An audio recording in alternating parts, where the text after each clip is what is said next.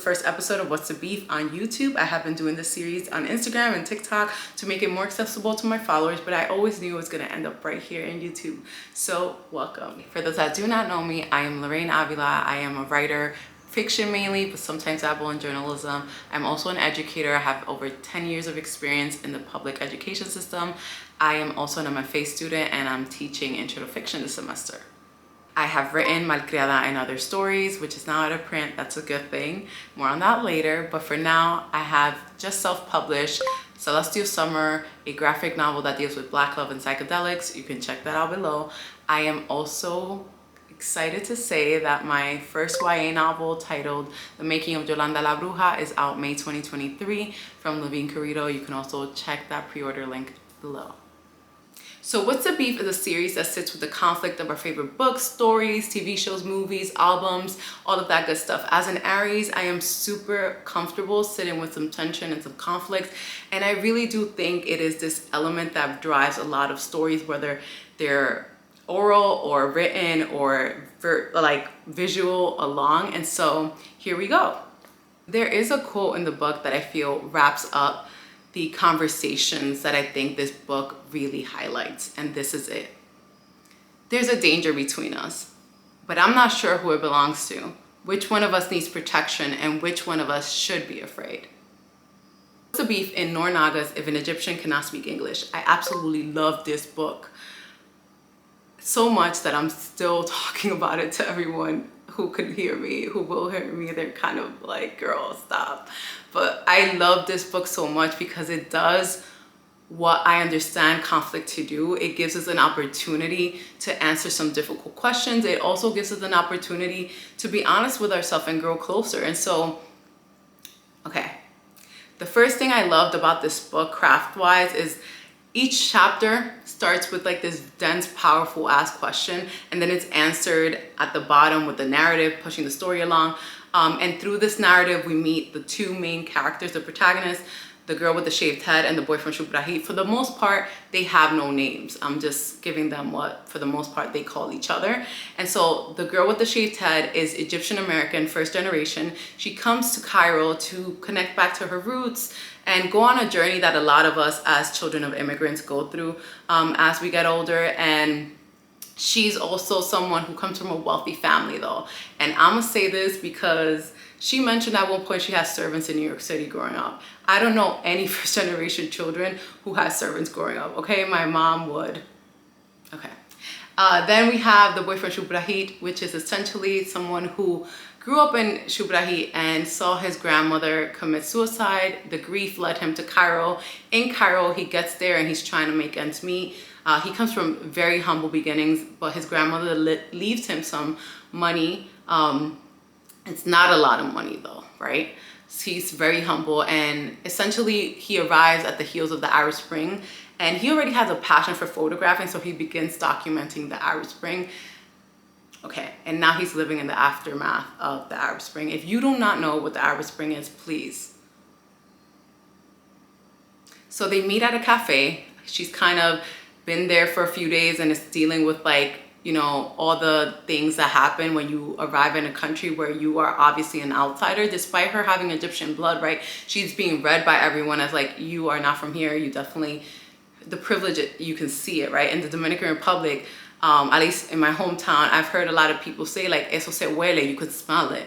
You could smell the privilege, right? And so basically that's what's happening. She's uncomfortable with that, and she meets him at this cafe. At first they're really good friends. He's kind of showing her how to navigate the city, telling her where to go for produce, telling her where to go for like cheap snacks like liver sandwiches, telling her basically also kind of like protecting her from the street harassment and all those things. So he feels like he's serving a purpose, right? So he feels good about that. Then they start messing around, and all of a sudden they're living together, right? They don't speak about this, but she notices it and he notices it. He never leaves.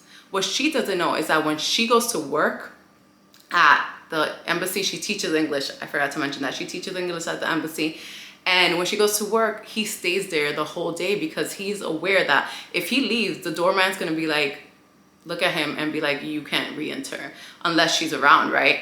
And so he stays there. Something we realize as we're reading is that he's also dealing with a drug addiction, and he feels like this time is kind of allowing him space to come back to himself. He never leaves. So after a few weeks of the honeymoon stage, things start getting real toxic, because essentially that power that he thought he had, right, that control he thought he had of the relationship where he's the one showing her around, it starts to diminish, because she has friends now. She knows how to get around the city by herself, all of that. After work at the English embassy, she ends up staying with friends and like hanging out. And one day she returns home and he gets really aggressive, for the lack of a better word. He throws something, and like she realizes it's a bad situation, and instead of doing something like telling him, yo, get out, she's kind of like dealing with survivor's guilt, which I personally have dealt with, which is basically feeling like, okay, I wouldn't deal with this with someone in the US, but here I can understand the context. I can understand why this is happening. And I'm not gonna say it's right or wrong, but it just is what it is for this character. He ends up staying, they're moving things along, have a lot of tension. She ends up just coming home to him, all of that, playing her part or whatever she thinks her part is. One day though, he realizes he's losing power, and when she falls asleep, he takes her laptop and her mother's pearls. He goes back to the streets and essentially starts doing drugs again, and blocks her, he ghosts her, and she's heartbroken. There's a moment where she like can hardly get out of bed, and people are checking in on her. As the time passes, right, months pass, he starts missing her once like he starts running out of money to, you know, feed his addiction, and he begins to stalk her. And, you know, she's unaware of this, but she starts dating this white dude, and whatever, he starts witnessing it. And he also just is waiting for the chance to come back in as a savior. So what he does is like he keeps stalking her. One day she's walking home alone, and a drunk man who's sick kind of like moves towards her, and he comes in out of like the woodworks and like saves her. He thinks he's saving her, and she's just like, you didn't save me. Like, you just harmed a man who essentially, I understand he's sick right now, so you're not the savior you're trying to be right now. Despite them disagreeing, she lets him use his house to bathe in and to just clean up. And he has not realized that these months that have gone by, right, he is now externally like malnourished. He's like, you know, recuperating. Basically, he's going through withdrawal. So like he's going through a moment here where like he doesn't look his best. And so they start building a relationship, but not like that. He tries and she's like, no, but they do build a friendly relationship. After that one time that he comes up to shower, she never lets him back up, and they meet outside, they walk, they eat together, and she kind of always leaves him money secretly. One day, I'm not gonna tell you that part, you have to get to it, but he realizes she's dating someone, and it gets really bad. But the end of the story is what's most powerful. We realize that this is metafiction. At one point, you realize it's metafiction, and it's a story within a story. And the person writing the story is called Noor as well, the character. And so it's this mind fuck kind of, but I read this interview where Naga's kind of said, like, I want you to understand that, like, I am also unreliable. I want you to question the narrator and the writer at this point, right? I thought that was really dope. But basically, at the end, they're in a writing workshop. Noor's in a writing workshop, and people are giving her opinions about her ending. They don't like it. Some people are just like, this is too understanding of the boy from Shupra. Like, he's an abuser, he's a misogynist, sexist, all these things. And the other side is like kind of on the defense. There are people who believe like the girl was just in an abusive relationship, all of these things. And she's just there, like in many workshops, listening to how these people who do not live the experience of these two characters opinionate and say things about her ending. But what I really love about this book, you need to get it, or read it or borrow from your library. The audiobook is amazing as well. What I love about the story is that it gives us, again, an opportunity to have a real conversation about something. And that something is this, like, as the child of an immigrant, as someone who spent my whole childhood going back to DR, my whole adulthood as well, even knowing DR the way I do, which is not that close at all either. Like some people would think it is, but it's not. I do think that a lot of us must understand the power and privilege we hold nowadays. Like we return back to our parents' countries and we have access to things that they never had access to, let's say, but things that the average Dominican or the average person in your parents' country doesn't have access to, right? If you come from places in the global south. And so it's something that I've seen, especially after the pandemic, that we're all traveling back. There's some of us who are moving back. I moved back to DR for a while during the pandemic, and I realized like I'm very American. Like I am very American. I thought I wasn't, but I am. And that is because I kind of like demand a certain quality of life. And quality of life in America, in the US, is not even that great, right? Like we don't have free healthcare, for example, but it's great. It's a huge advantage compared to many of the realities in the global south.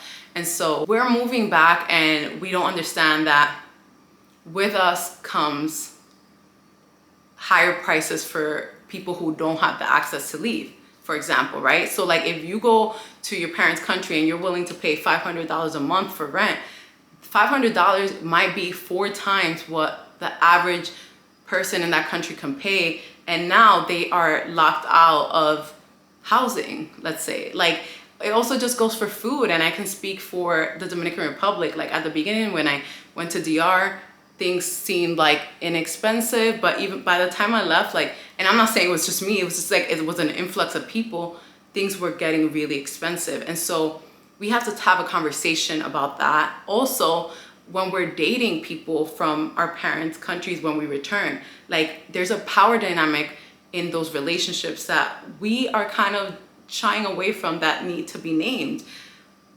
In relationships, essentially, romantic relationships, there are a lot of triggers that come up.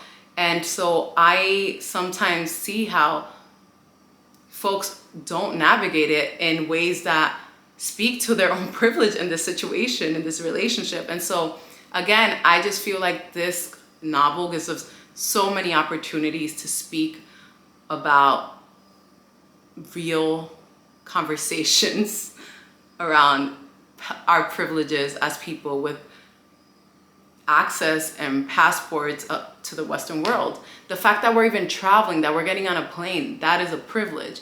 And I understand that we might not have the best quality of life or the best life in the US, but the minute we exit here, we show up with a position, and that is a position of power. So I saw this summary of the novel and I thought it hit it. Like, okay, a dark romance exposing the gaps in American identity politics, especially when exported overseas. If an Egyptian cannot speak English, is at once ravishing and wry, scathing and tender. Told in an alternative perspective, Noor Naga's experimental debut examining the ethics of fetishizing the homeland and punishing the beloved and vice versa. The edges gone. In our globalized 21st century world, what are the new faces and races of empire? When the revolution fails, how long can someone survive the disappointment? Who suffers? And more crucially, who gets to tell it? That is another point, right? Like, we also need to be honest about what space we're giving people to talk about their own experiences and to tell their own what it is, you know? Again, like, I feel like just the story, this novel just added so much. And I just hope you enjoy it. And so I'm excited to hear what people have to say. Please drop comments below. I would love to know if you're gonna get into this novel, or if you have any opinions about the things I think this novel opens the door to, the conversations it opens the door to. And I'm really excited to be on YouTube. So please hit subscribe. Continue to follow me. Like this video if you liked it and want more. If there are any books that you're like, yo, break this down, or any TV shows, do that, tell me. And see you in the next one.